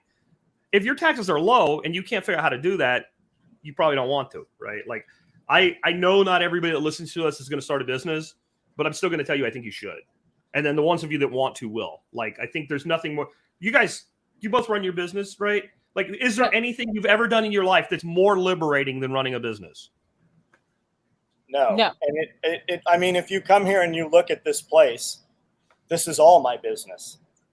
The gym, the cars, everything I enjoy doing is in some manner business. And sometimes we need to set up a separate business, but it's still kind of under the same umbrella, whether for structural or, for legal paperwork. But everything I do is somehow involved in business, or I don't do it. Yeah. Well, and the funny thing is, like, the way I've built my business and the way Jack's built his business is it's our lifestyle. And so for me, it doesn't even feel like work half the time. I work hard at what I do, and it's all stuff I enjoy pretty much most of the time, except for when I have to do my taxes every year, which I bitch heartily about on my podcast multiple times before I actually get off my ass and do it. Plus, when you buy property, there's all kinds of things you can do, right? You can set up all kinds of shelters and green belts, and I mean, there's trusts. People with a lot of money don't pay taxes because of those things. Yeah. Well, the other thing, like, okay, you monetize the property, right? And everybody wants to monetize their property growing tomatoes or some shit. I think that's like one of the worst ways to monetize your property. You know what you monetize a property with? You go out and you spend $7,000 and you buy a 400 square foot steel frame building, and you have somebody come plop that fucker on a little foundation for you, and you turn it into a tiny house and you rent that bitch out for $150 a night. That's how you monetize the property, right? And then maybe you build 2 of those, maybe you build 3 eventually, and you do it through HipCamp or Airbnb. And you don't be like, oh, they take fees. So you do that, so you have insurance, and when somebody's a problem, you can have them immediately jettisoned from your property. You don't have them claiming to be a tenant, right? Yes. There's so many ways that you can monetize a property. One guy, City Boy Homesteader up in Pennsylvania, he just put in a bunch of glamping sites. He's making a couple $1,000s a month. He doesn't even have a structure. He has like decks with like old antique style wall side tents on them and stuff like that. And, a nice little fire ring or whatever. But I mean, the fire ring, he just went out on his land, got rocks, took a chainsaw, made little seating benches with scrap wood around it and shit like that. And he rents those for between $30 and $50, depending on what they are. Right. I mean, there are ways to make money with your property, and there's not a lot of ways to make money without any form of property. Now, it might not be real property, but like if like you say, well, a podcaster, we don't have any property. We do. It's called intellectual property, right? That's the property because you can totally rip me off. You could get a transcript of my shows, pick out the stuff you think's best, and go out and parrot it and plagiarize me. You still can't deliver it the way I can deliver it. You can't. And you can't, when somebody asks you a question about it, you can't fucking answer it. You don't know what the fuck you're doing. Hey, ban the John Zena guy. He's back in here. He's probably got a second account that looks the same. Get rid of that. He's probably on one of y'all's. Oh, okay, I got it. I don't know. Just guys, I've got coupon code homesteading for 10% off your Swale Workshop ticket. How is he showing up in mine? Courtesy of John Zena, who I just banned. If you guys aren't familiar with glamping, even if you're like, I don't want to be a landlord, I don't want to be a property holder, whatever, you should type in glamping into YouTube and just watch a couple channels. There's a guy that comes up out of Joshua Tree who has now bought a bunch of properties in Pigeon Forge. And the numbers he throws out, and he shows you the back end.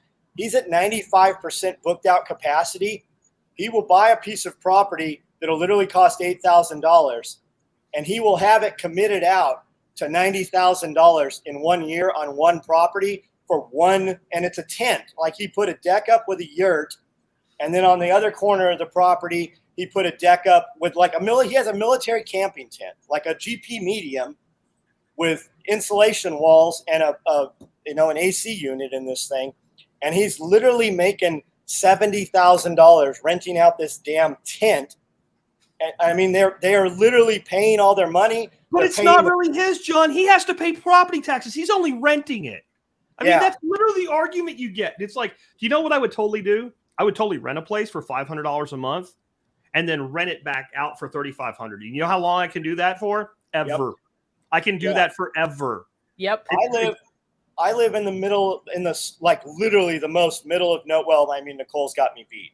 I'm between Memphis and Nashville, in the middle of nowhere. The only draw that comes into this town is fishing and tactical response. And Self-Reliance Festival. Hello. I guess we're pretty big now. But even at 4 times a year, even if we only had 200 people in town, I could rent out everything I have, Airbnb, camping spot, tent spot, whatever, and pay all of my taxes. I could literally make the payment for the entire year off of one event here. Like, anything is doable. You just have to look at it from a different angle. Yeah. And Scramble says he just had 4 groups of campers this weekend. He's using Hip Camp. It's just a camping spot.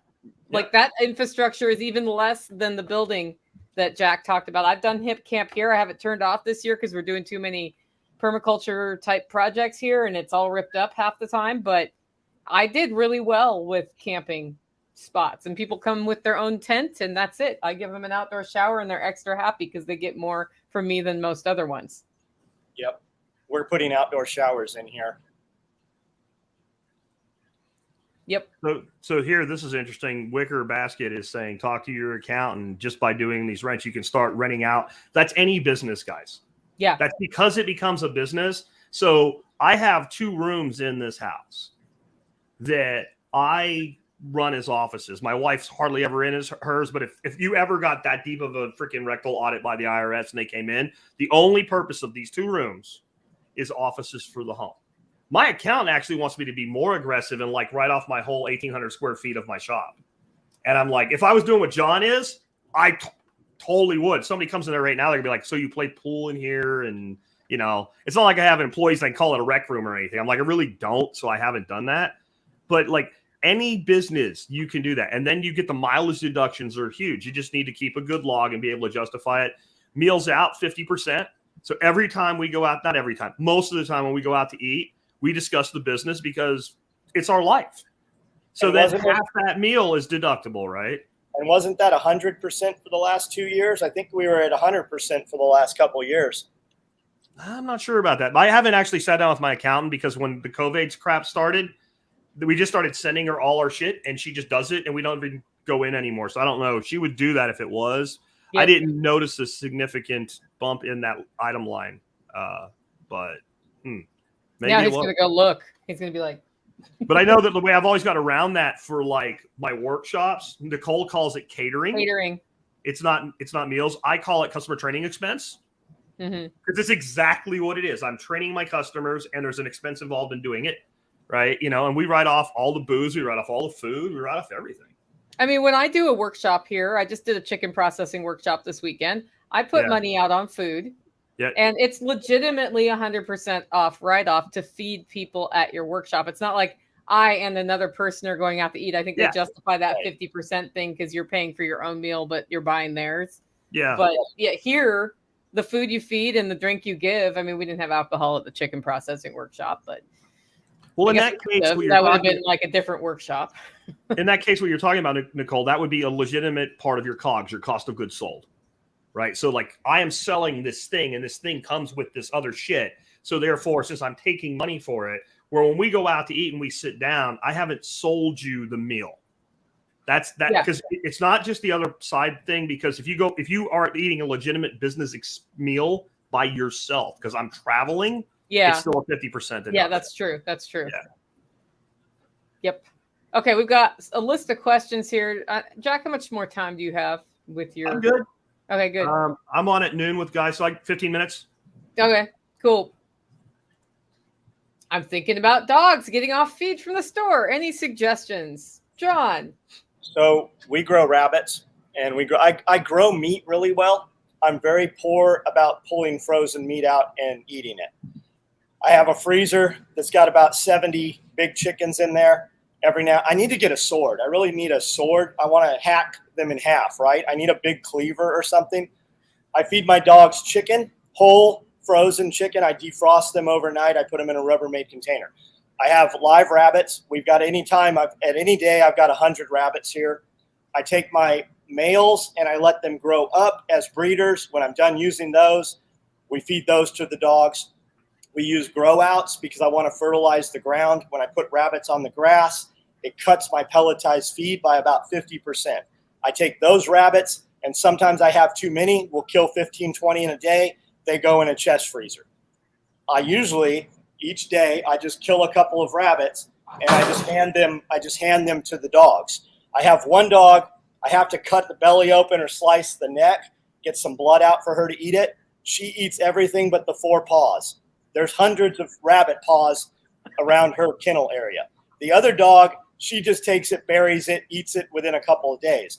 The velociraptor out back, he eats the whole entire thing every day. People walk around in the back, and William's like, what's all this fur back here? It's the rabbit fur that the dog is shitting out. My dogs eat kibble, maybe, and if you're feeding kibble, we use our breeder used, I can't remember the name of it. It went from $50 a bag to it's literally $85 a bag right now. I buy it every couple weekends just to have it should we need it. My dogs eat kibble maybe once or twice every other week, and I pour hamburger grease over it, right? I try to use everything. Everything goes back to the dogs. But my dogs are probably 90-95% raw feed. And they act years younger.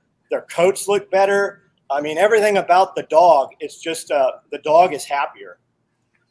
What breed is the raptor? Very important question.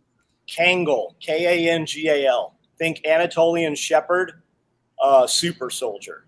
They're Turkish mountain dogs, and they are bred to defend against bears and wolves. They use these dogs, especially on the West Coast where you have heavy bear and mountain lion predatory load. Also on the outskirts of Yellowstone where the wolf packs are back, they are using these dogs there. They're great dogs. They are very, I wanted something with more mouth behind it. Like you could come in here and my Pyrenees will bark, but you could get past them. This dog, you're going to have to kill the dog to get past this dog. This one of you two is going to be dead at the end of the situation. Yep. Yeah, that dog, you don't want to mess with that dog.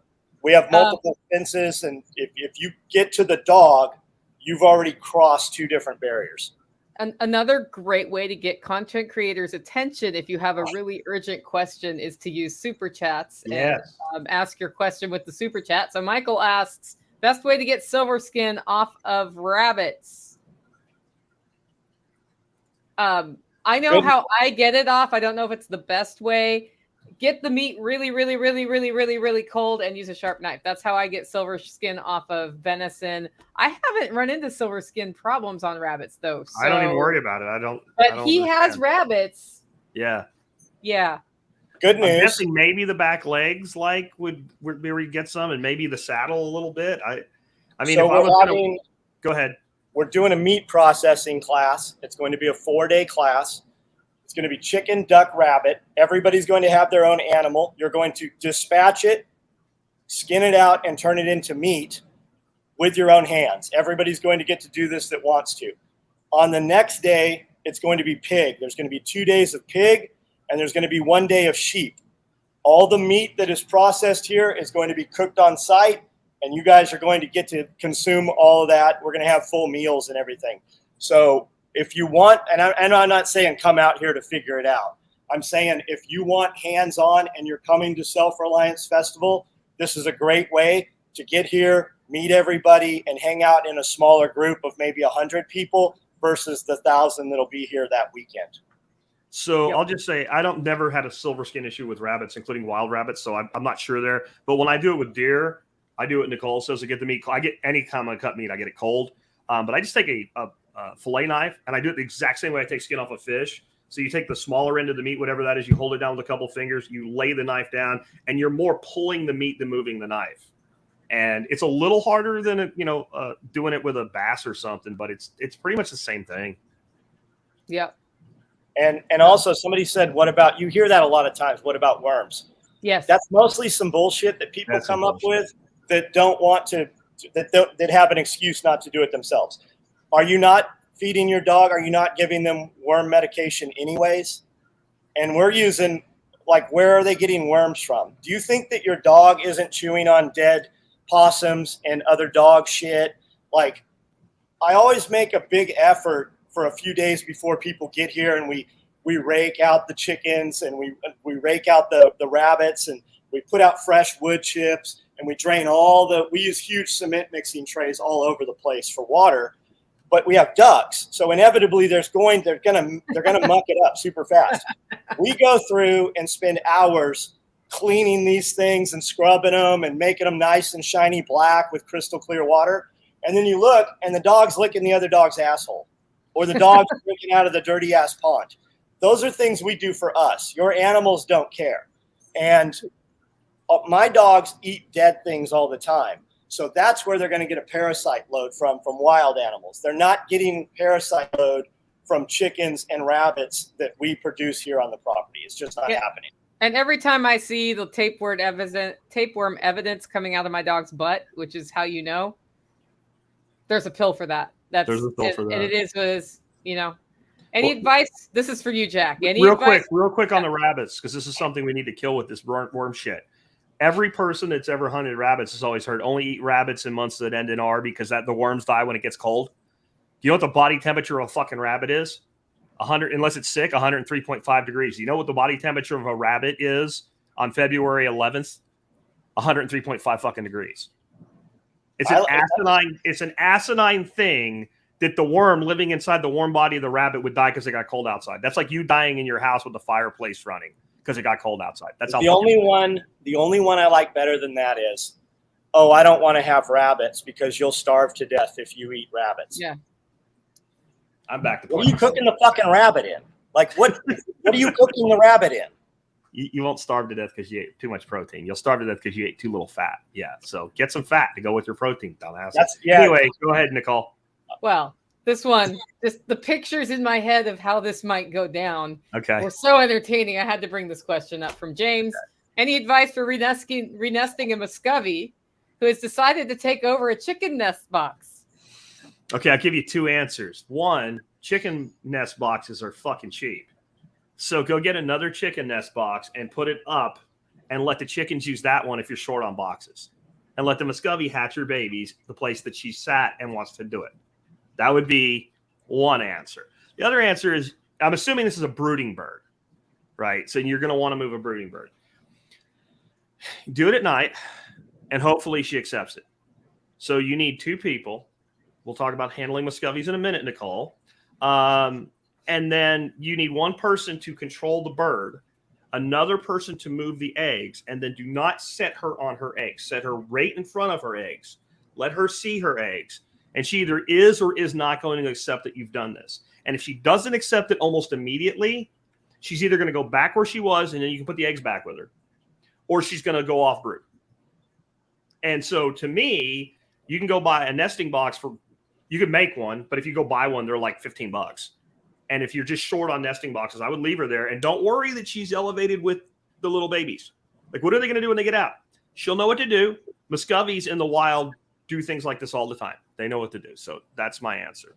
But okay, the person handling the Muscovies, you need to wear long sleeves. And no, I'm not. If you're not experienced, gloves would not be overkill. And if you can ask Nicole why you need to wear long sleeves, and Nicole got a really nasty set of scratches. Yeah, you got to think about, and this is where they're going to hit you right here. What's right there? Here. There's veins right there. They are not a normal duck. I have seen people get very deep wounds from them, especially the drakes.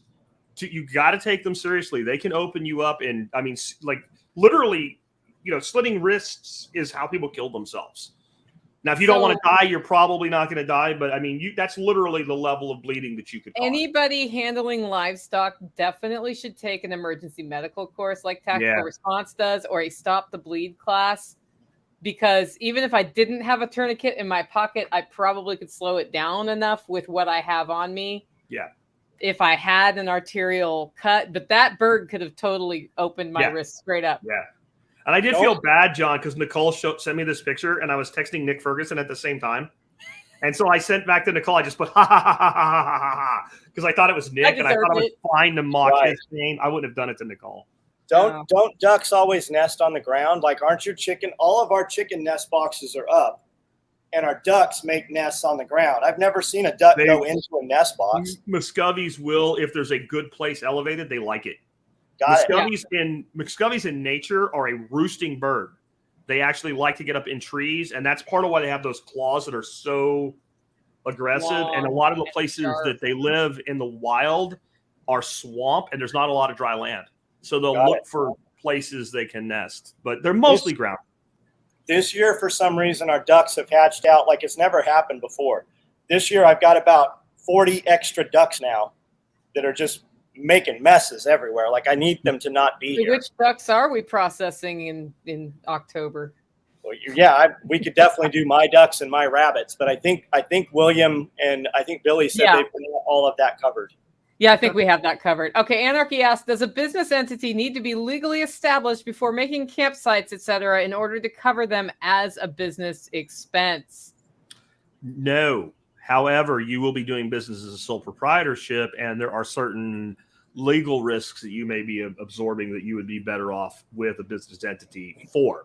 But you are in business because you're in business. And there is even I can't remember what it's called, but basically people that aren't LLCs or corporations that call themselves LLC or corporations are treated as such by the law, except when it's to their advantage. So don't do that.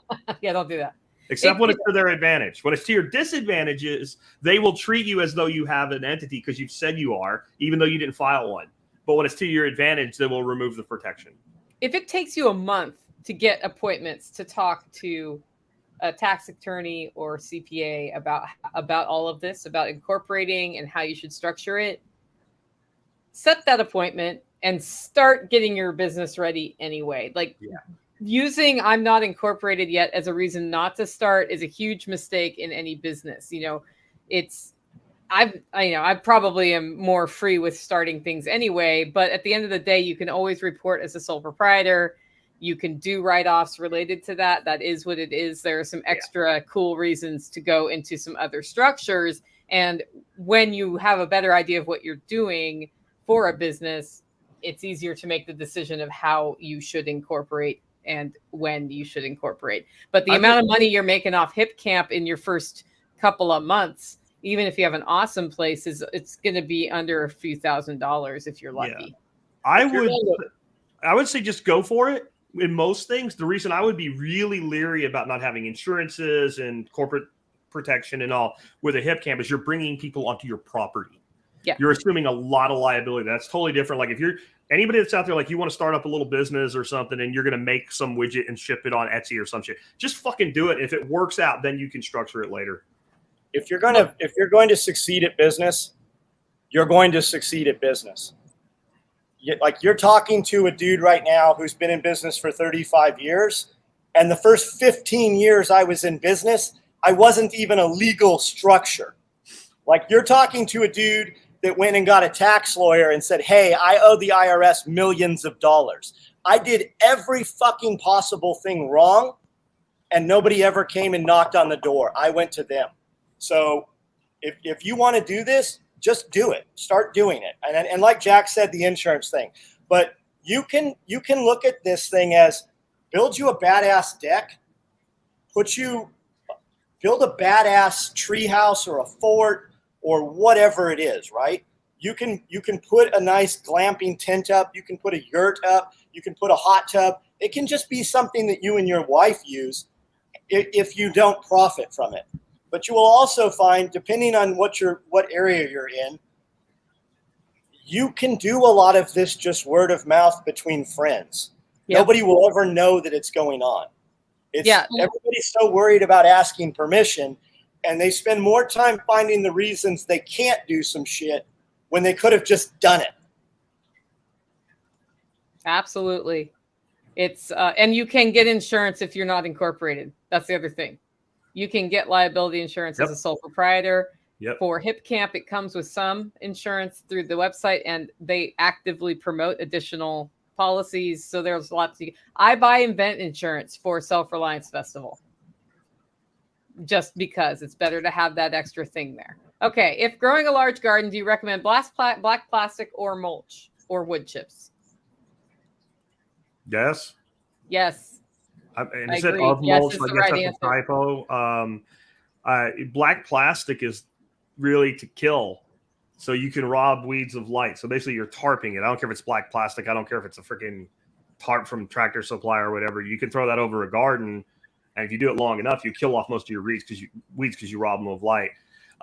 Mulching and wood chips are a totally different purpose. That's an ongoing organic process. I've played with weed blocker in gardens. I don't care for it because eventually it ends up like you've cut through so many places. I think market gardeners it works really well for because they're doing a very specific planting density and rows and they're mechanical harvesting and all. But for me, I just use mulch.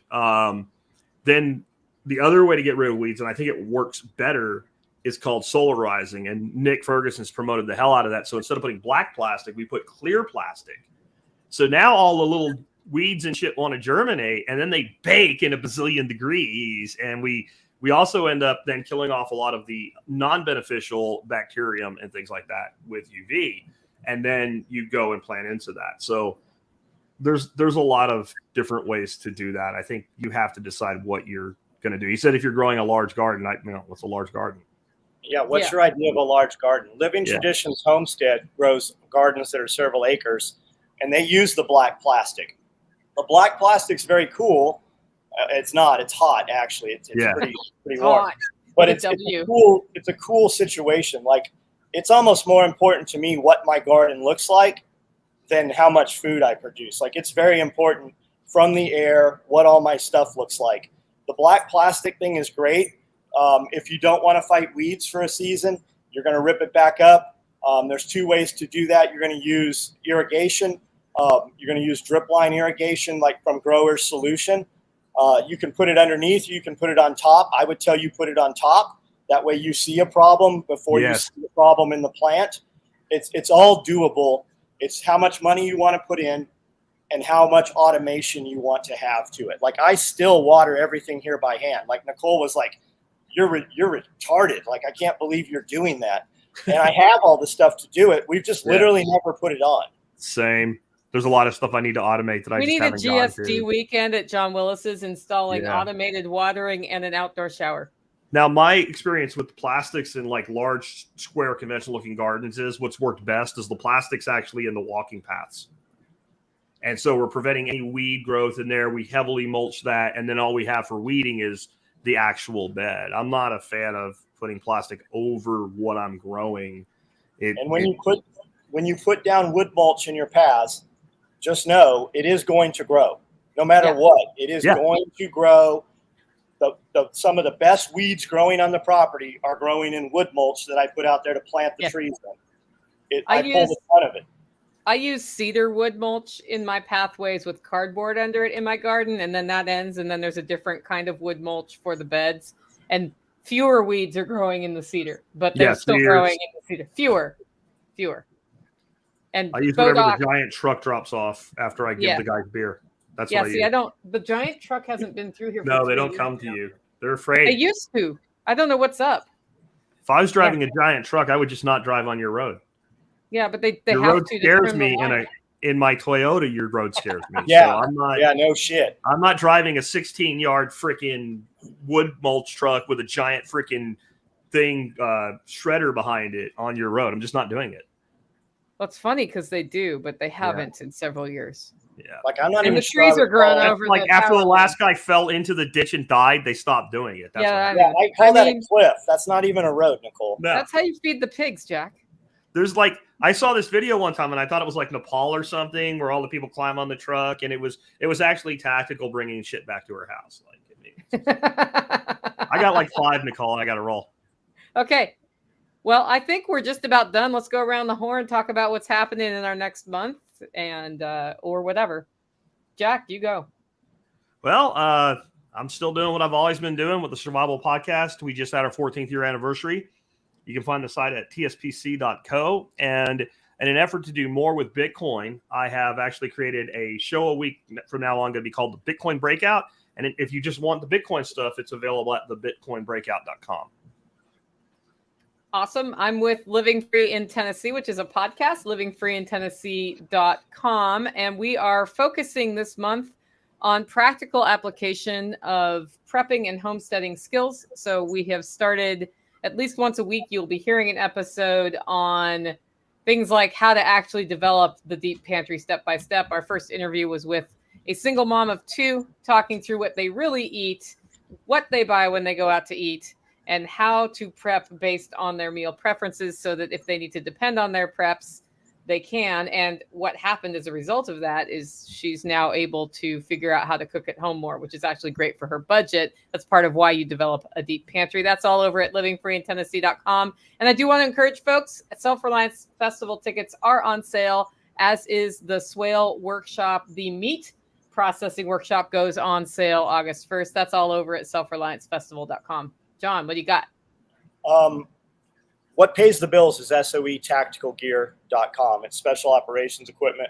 We do all these shirts like this one this week says fuck around and find out. I love that shirt. We do 120 pieces every week. We never rerun the design. So if you're interested in one that you see Jack or Nicole wearing, that's where they come from, soetacticalgear.com. We make nylon tactical gear. We make lifestyle gear. And I'm on every social media platform. So just check it out. If you see something of value, all I ask is that you share it with somebody. And I'll just real quick, y'all got to buy this one because I came up with the idea and got John to do it, and now it needs to sell. So everybody's heard the old come and take it. It's a pretty big thing here in Texas. I actually have a license plate on my car that says that, and the state actually sells that. It's great. It's a unique thing. But I was like, with all this shit about talking about taking guns away, I'm done with come and take it. Come and try it, motherfuckers. So y'all got to get one of these. Awesome. Thanks, guys. And he also gave him like a friggin' Vulcan cannon. I figured it'd be like an AR, but like, let's just go all out, right? So no, I mean, if you're going to have something badass. Yeah. Our guy that makes the shirts was a special boats guy. So his job was driving SEALs around, and that's their primary gun system. Yeah, there you go. Yep. Awesome. Well, guys, thanks for joining in. We'll be back next week with another live stream. It will be with Bear Independent, in case you're wondering who it is. Oh, wow. Awesome. We will talk to you soon.